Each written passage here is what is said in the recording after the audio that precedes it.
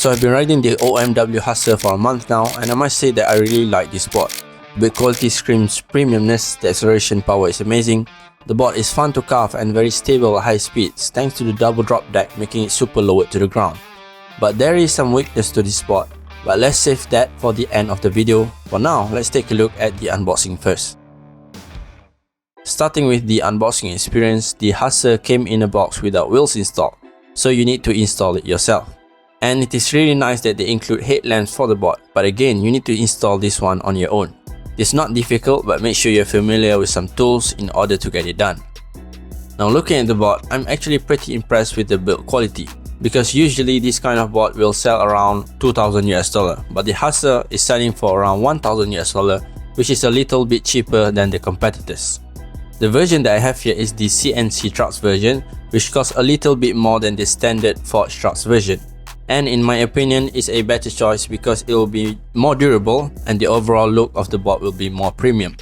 The board also came in with brake light installed, so when you press the brake on the remote, it will flash red.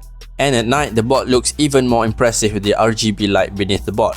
You can turn on this RGB lighting by pressing 2 times on the remote, and it will make people see you when you're riding at night, and it sure will attract a lot of attention to you. Now let's talk about specs a little bit. The OMW Hussar uses a dual belt motor that's very powerful, and it is rated to go up to 55 km/h. During our testing, the Hussar can go 50 km/h easily. We didn't manage to hit 55 km/h because the roads wouldn't allow us to, but it is safe to say that you can reach the 55 km/h top speed if you gave it more time and more space to roll. The Hussar uses a 12S3P battery pack, that means you get around 648 Wh of juice.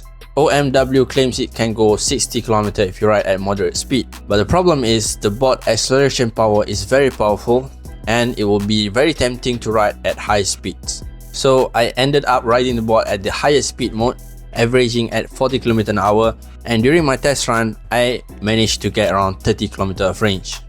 It is not my fault because the board felt boring to ride slow. It is like this board was meant to be ridden aggressively and fast. But if you ride at moderate speeds, I think you can get a respectable range of 50 km. Now the deck is a carbon composite deck. That means it is not pure carbon fiber deck, but the good news is it can flex really well. That means when you're riding on rough roads, the deck will behave like a suspension, easing up the road vibrations a little bit. And the good thing is you can choose between 3 types of flexiness, whether you like it to be more flexible or less flexible. The deck is also very comfortable to stand on. It has some really nice concave that will lock your feet in place when you're riding. For the wheels, our version came in with 105mm matte wheels. During my testing, this wheels is good enough for my daily rides.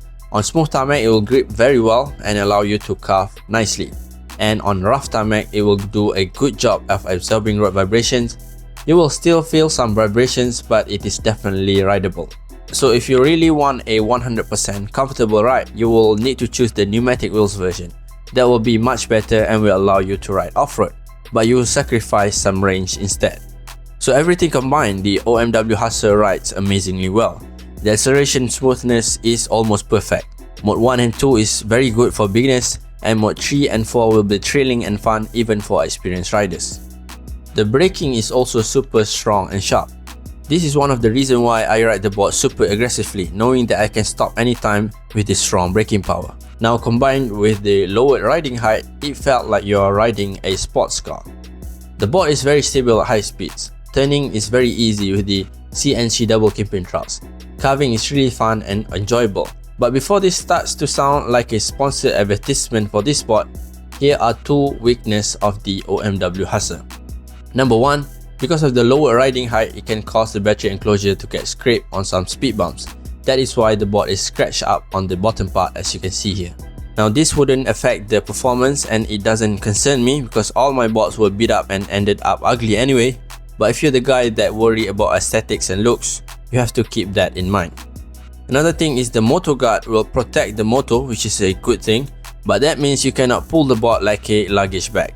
So you need to carry the board, and it is indeed pretty heavy. It is around 15 kilograms.